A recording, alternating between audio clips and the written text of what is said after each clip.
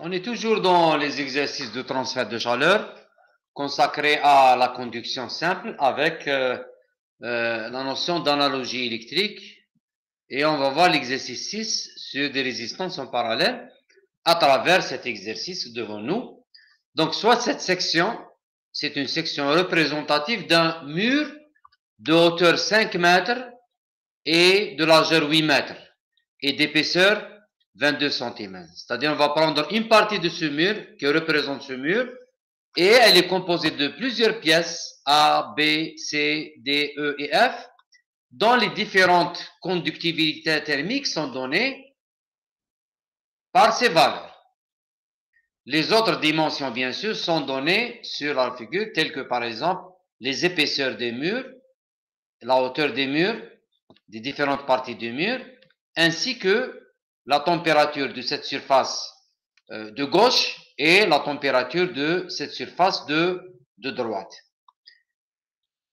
Donc, c'est des surfaces qui sont maintenues à des températures constantes et on suppose un transfert monodimensionnel, de chaleur monodimensionnelle. Première question, déterminer le taux de transfert à travers le mur. Deuxième question, déterminer la température au point de rencontre des sections B, D et E, c'est-à-dire la section B, la section D et la section E. Donc, le point de rencontre, c'est ce point qui est là. Donc, on doit déterminer la température dans ce point. Et la dernière question, déterminer la chute de température à travers cette partie, c'est-à-dire la différence de température entre cette... Bien. Là, on présente les hypothèses. Nous avons un transfert de chaleur stationnaire car les températures de surface restent constantes. Aucune notion dans l'exercice de variation, aucune indication de variation de température. Pour nous, donc, le transfert, il est stationnaire. La conduction monodimensionnelle, elle est suivant X, comme ça. Et les conductivités thermiques des différentes parties sont constantes. Aussi, nous avons les surfaces de flux qui sont isothermes, c'est-à-dire toute cette surface, elle est isotherme. De même pour cette surface, la même chose pour cette surface, ainsi de suite. Toutes les sections, ou bien les surfaces de section, sont isothermes. Et les surfaces horizontales, bien sûr, elles sont adiabatiques, c'est-à-dire il n'y a pas de transfert, par exemple, de C vers B ou bien de D vers E. Donc, c'est des surfaces horizontales adiabatiques. Donc, le transfert se fait uniquement suivant X. Bien. Dans notre stratégie, bien sûr, nous avons une conduction à travers les différentes parties. La conduction, elle se fait horizontalement à travers les surfaces verticales, c'est clair. Voilà, vous avez une surface verticale, la conduction se fait à travers ces surfaces verticales. Et on commence par utiliser l'analogie électrique pour tracer le réseau des résistances thermiques. Ensuite, on va appliquer l'expression de la chaleur transférée pour la section représentative, la petite section, en fonction justement de ces résistances thermiques. Par la suite, on calcule la chaleur transférée pour le mur complet. Et pour les autres questions, les températures en tout point peuvent être déterminées en fonction de la chaleur transférée et de la résistance. Bien, on commence par tracer le réseau thermique. Et là, on va donner la méthodologie. Comment on trace en général le réseau thermique. Donc, je sais que chaque couche, par exemple A ou bien B ou bien C ou bien D ou bien E, elle représente une résistance au transfert. Dans notre cas, c'est un transfert par conduction. Bien. Comment je vais tracer justement ces résistances? On doit savoir premièrement que chaque section, par exemple cette section qui est là, toute cette section, ou bien la surface verticale, elle est isotherme. Elle a la même température. Par exemple, dans cet exemple, cette section, elle a la température T1, toute la section, bien sûr. Et même chose pour cette surface, elle a la température, bien sûr, T3 dans ce cas. Et on sait que la chaleur transférée est la même sur chaque section, c'est-à-dire la chaleur, c'est une quantité qui est transférée sur toute la surface. D'accord? Sur toute la surface. Donc, elle est transférée sur toute la surface. Donc, elle va passer d'une surface à une autre. Si vous avez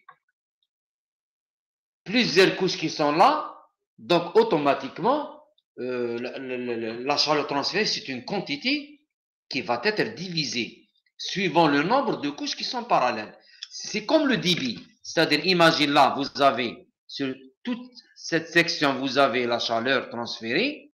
Donc, si elle rencontre deux couches, donc elle va être divisée en deux quantités, Q1 et Q2. C'est comme pratiquement le débit. D'accord? Et, par exemple, dans cet exemple, on a Q, elle est égale à Q1 plus Q2. Ensuite, Q1 plus Q2 revient égal à Q3 qui est Q1, bien sûr, c'est normal. Bien. Donc, je reviens à l'exercice. Je vais voir, je commence par la première partie A. Donc, je sais que le flux qui vient de la section isotherme, cette section qui est là, de température 300 degrés, température T1, et qui va partir vers T2, elle va rencontrer une résistance de cette partie A. Ensuite, les sections B et les deux sections C, c'est des couches parallèles, mais là, nous avons la même température isotherme sur toute la surface. Donc, le transfert qui vient ici, il va être divisé en trois.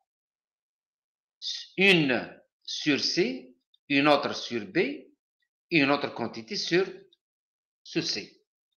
Bien.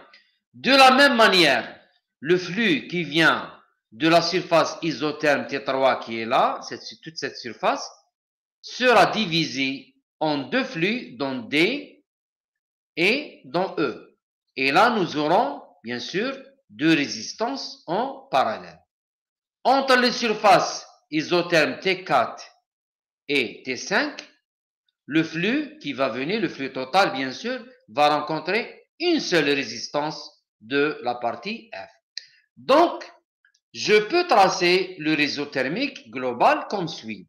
Là, nous avons une résistance R1, bien RA, c'est entre les isothermes T1 et T2, c'est-à-dire entre cette section et cette section.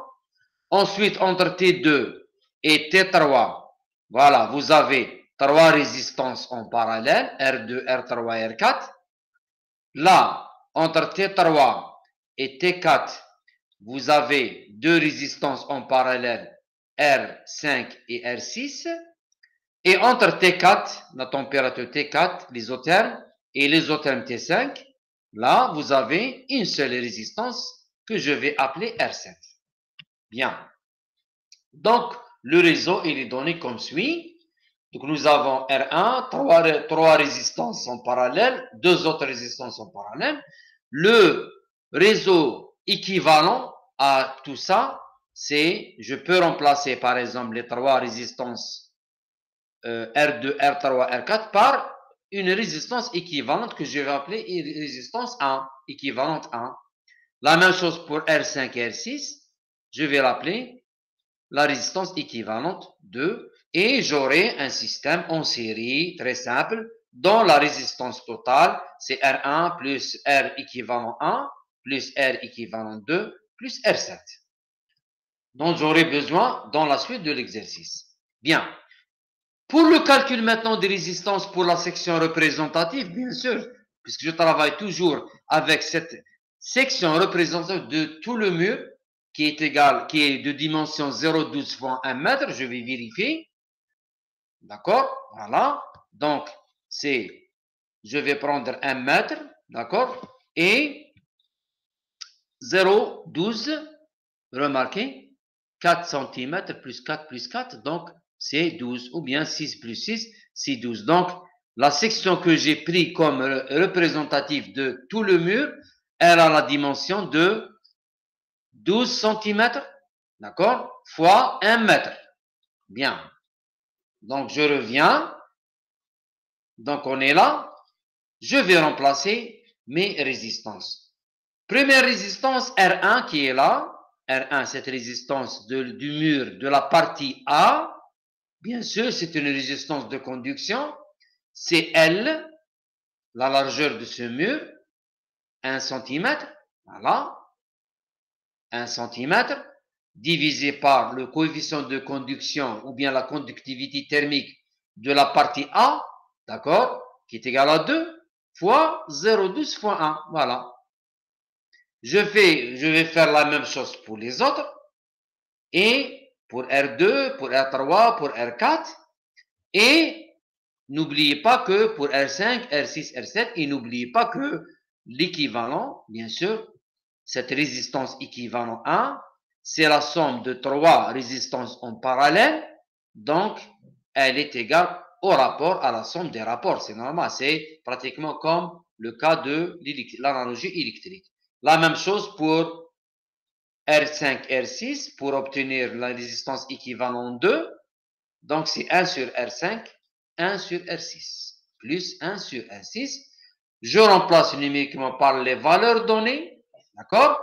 Et, par exemple, n'oubliez pas que, par exemple, pour R2 et R4, regardez bien R2 et R4, R2 et R4, c'est RC, d'accord? C'est la résistance RC qui est là. Et vous pouvez remarquer que la dimension de cette partie C, la largeur, elle est égale à 5 cm et la surface de passage, c'est 4 cm fois 1 mètre. Je vais vérifier. Donc, c'est, voilà, c'est 4 cm fois 1 mètre et elle, c'est 5 cm. D'accord?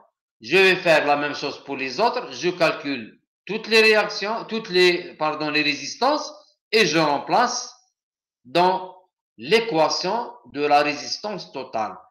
Donc, pour déterminer maintenant le taux de transfert à travers le mur, je vais commencer par la section représentative de dimension 0,2 fois 1 mètre.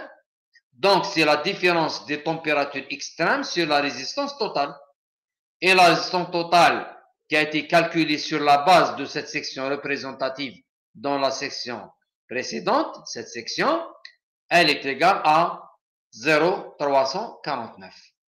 Et j'obtiens le taux de transfert à travers la section représentative. Maintenant, pour revenir au taux de transfert à travers tout le mur, là, je vais appliquer facilement la règle de 3, c'est-à-dire pour une partie de 0,12 mètres carrés, la partie représentative, j'ai 572. Donc, pour l'ensemble de murs de dimension 5 fois 8 mètres carrés, je vais faire la règle de 3 et j'obtiens le taux de transfert à travers tout le mur qui est égal à 1,9 10 puissance 5 watts. Bien. On passe maintenant à la deuxième question. Calculer la température au point de rencontre des trois murs, c'est-à-dire ce point en bleu qui est là, entre B, D et E. D'accord? L'essentiel que ce point, il fait partie de cette section isotherme. D'accord? Ce point, il fait partie de toute cette section. Que ce soit, je vais le choisir ici ou bien n'importe où, dans la même section, c'est la même température. C'est la température T3. Donc, je vais chercher T3. Donc, connaissant T1 qui est égal à 300 degrés C, et connaissant cette section T3, d'accord, cette section isotherme, donc, j'ai la différence de température. J'ai déjà calculé ici la Q totale.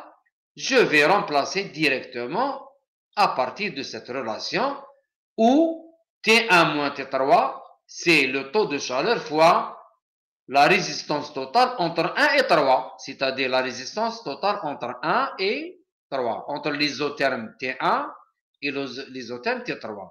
Et entre les deux, nous avons bien sûr une résistance ici et nous avons 3 résistances ici. Donc, c'est des résistances en parallèle et on l'a déjà calculé, c'est R1 qui est là, plus la résistance équivalente de ces trois résistances en parallèle. Et je remplace directement dans l'équation suivante pour tirer la température T3 qui est égale à 263 degrés C. La dernière question maintenant, déterminer la chute de température à travers la dernière partie, c'est-à-dire la partie F. C'est clair. Toujours, on a la relation entre la résistance, la chaleur et la différence de température. Donc, la chute de température delta T, c'est T4 moins T5, c'est clair. Donc, je l'obtiens directement à partir de cette relation, ou bien sûr la résistance. Ici, on a une seule résistance, c'est RF, qu'on a déjà calculé. Donc, je remplace et j'obtiens directement la chute de pression delta T, ou bien T4 moins T5, elle est égale à 143 degrés C.